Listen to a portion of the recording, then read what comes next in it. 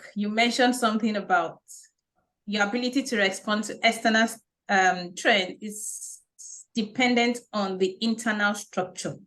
So Odiri, I'm going to come to you about internal structure.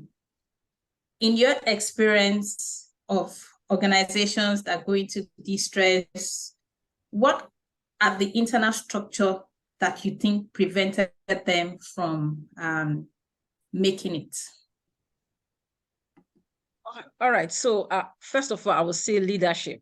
Leadership really is the driving force for every organization. And, the capacity of the leader or the capacity of the tone at the top, determines to a large extent whether a company will survive, when faced with, whether internal shocks or external shocks.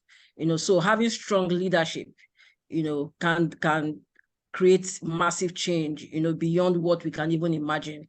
A leader who is capable, a visionary leader, one who is able to inspire confidence. Because to a large extent, when things happen that are beyond your control, even when as a leader, you don't share that or you don't communicate that, but your employees or the people within your team, are seeing it, and they are threatened, they are afraid, but as a strong leader, a visionary leader, when you're able to inspire them to a large extent, you can manage something that would have crystallized to a bigger crisis, if not properly managed. And then I will also say being able to make tough decisions. Organizations today, when those shocks happen, we are not able to make those tough decisions that we need to make. And sometimes it's not really easy to make those tough decisions. Also, sometimes you make those, you may not have the time, to decide whether this is the right decision or not. So you have to make those tough decisions without all the necessary facts, and then you have to make them quickly. Which is why I said everything depends on the leadership of the organization, and then being able to drive strategic initiatives. At the end of the day, when these things happen, you may not be able to control them, but it is how the company is able to react internally, and manage, ensuring that, you are not disrupted at the end of the day. So leadership for me is one of the biggest ways I think that you can manage the impact of external shocks. And then the second thing I would say is about risk management. Sometimes I work in a financial service firm, and sometimes when we talk about risk management, we are basically looking at it from the perspective of market risk, interest rate risk, and things like that. But these are also risk factors that you don't see, that you need to also measure. If this kind of things happen, what would be the impact on the organization at the end of the day, and create strategies to mitigate, those risks. So risk management for me, and then having strong leadership. Thank you so much. You kind of summarized it perfectly well. Risk management, leadership. So if those are weak in the first place, then whatever happens externally would have greater impact on an organization and could actually send it into distress. So that's something that we need to be aware of. So business executives that are listening, please take note of that leadership is critical, because who is making that decision would go a long way in determining the direction of the company and how quickly they're able to respond. And David already mentioned flexibility. So that leadership needs to be flexible to be able to move at the speed that is required. So I'm going to come to Sid, and we're still exploring those internal structure that enables an organization to respond to external shock. In your experience, what are those things that you consider critical in that regard? I think for me, it probably is a blend again of what David and Odiri mentioned, but it's more the ability to adapt and innovate. I think innovation, especially in today's times post-COVID, the ability for a company to adapt to its surroundings and to innovate not only on its products, that kind of gives you a bit of an edge ahead of your competition, and also gives you the ability to penetrate market and find new markets. So I think for me, besides the leadership component, I also have to make sure, in addition to that, is that I can hire the right people. So while I'm innovating, if I'm hiring the wrong people, or I'm hiring I've hired the right person, but put him in a job that he may not be suitable for, I think both of those factors can really dampen any chance of a good turnaround or a good recovery. So, I mean, if you invest right in your people first, I think the business will recover. But if you don't have, even if you invest in the right people, but you don't have the ability to adapt and innovate, with a very strong innovation program within that's baked into the culture of the company, I think that'll again hurt you. So I think for me, those are the big two, from an external perspective. Thank you so much.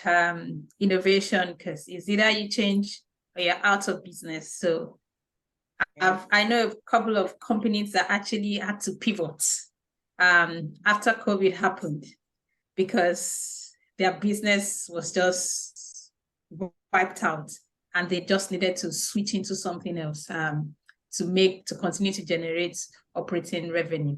So now we're going to explore our personal experiences or our professional experiences as it is, so that people can better connect with those theories that we've explained in such a good manner. So we have explored internal issues, external issues, how leadership influence our ability to respond, and how turnaround can actually be possible if there is the right direction from the top. So David, I'm going to come back to you because you were the man at the top for Dr. Martins, and you did a very great job there that is being spoken about all over the world. So can you share with us what stood out for you on that turnaround journey, and what would you advise any organization that is going through similar challenges today? Well, I made mistake after mistake after mistake, right? So don't let's pretend that it was all plain sailing. And Odiri was saying some really useful and interesting things about managing in times of uncertainty. Look, what I say to my students is this: I occupy the space between what something is and what it might be. And as a leader, that requires looking two ways at the same time. And I always say to people that being the chief executive of a business is so demanding, but so wonderful, because you're managing the short term and the long term at the same time. Yeah. And I think that is not an easy thing to do. You're doing it all of the time. And when you're looking at a business, the business as it is today, we talked about looking at numbers. You are inhabiting a world of facts and numbers. When you're then thinking about what the business might be in the future, you're looking at a world which focuses far more on vision and imagination. Sid mentioned innovation. And I ask my students at a business school, and I can ask chief executives now, what are we learning in management education? We are learning facts and numbers, but nobody teaches us how to innovate. Where is that innovation going to come from? Nobody teaches us as chief executives how to be creative. And when I ask my students, what are the characteristics of the leader? Odiri spoke well about the leadership that's required. What are the characteristics of a leader? And someone will say vision. And I say, what about pragmatism? And someone will say discipline. And I will say, what about flexibility? And someone will say rigorous analysis. And I will say, what about creativity? So when you are, as a leader, when you are going from the critical phase of having no cash, you can't meet your financial obligations as they fall due, to a future business, the only thing that you have to do in that first phase is to focus on the present. Because if you can't manage the present, you can't control the present, you sure as hell can't control the future. Yeah. And what happens is that the business is in disequilibrium, and so are you as a chief executive, because in that phase you're autocratic. You need strong leadership because the house is burning. You have to put the fire out. You have to take decisions. And as Odiri said quite rightly, in uncertainty, how do you make decisions when you don't know if you're right? When you haven't got the time for more analysis, you have to make the decision. right or wrong. And that requires autocratic style of management. It requires very short-term thinking. It requires getting an imbalance between all the different stakeholders, because the stakeholder that matters in that phase is the bank. That's all. It's just the bank. Because without the bank, you haven't got a business. But after that phase, you have to search equilibrium between the stakeholders. And you have to change from being autocratic to being democratic. And as Sid was saying, you have to find ways of being innovative, and you have to go back to finding growth in the business. I stop.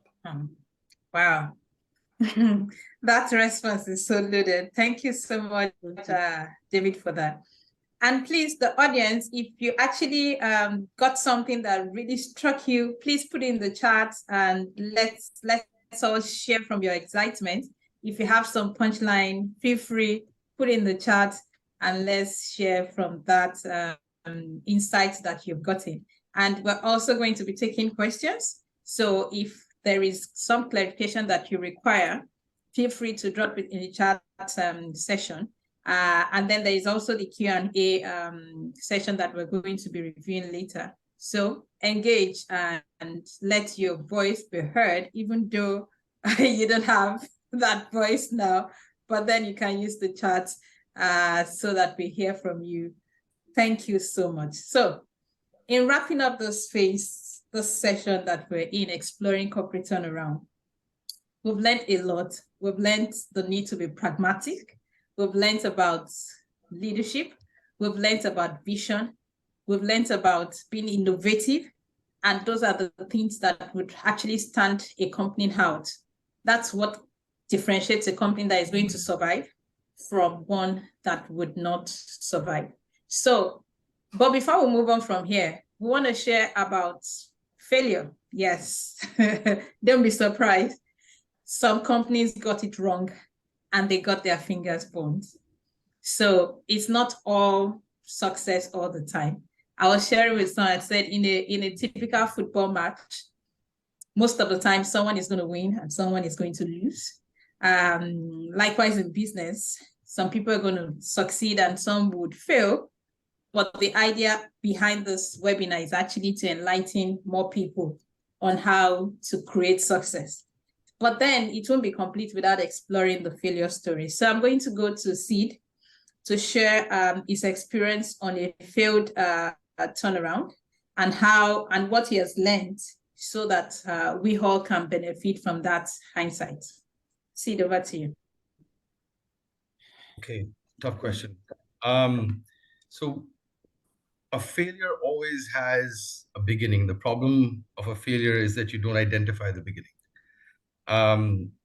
When you're looking at risk and you're looking at operations and you're looking at business, a large part of that will be the strategy that you're trying to adopt when you're trying to handle a change in market dynamics or change in a competitive landscape. Generally, you will believe that maybe at some point exiting a market is the right way to go. It could be because there's a price war. It could be because the market is flooded with products that you just can't compete with. But a lot of the times, what happens is you ignore the initial voice of the customer. It may be a simple change that a customer wants, which you as a team may not be willing to adopt, or you may not be willing to change your product. And again, it kind of tags to that innovation and leadership aspect. But on the face of it, I think any failure always stems from your knowledge of your product and your knowledge of your customer. As long as you have that, and you're able to adopt that into your strategy, the cash will come. But I think the problem is when we, as finance folk, I mean, especially when I was the CFO,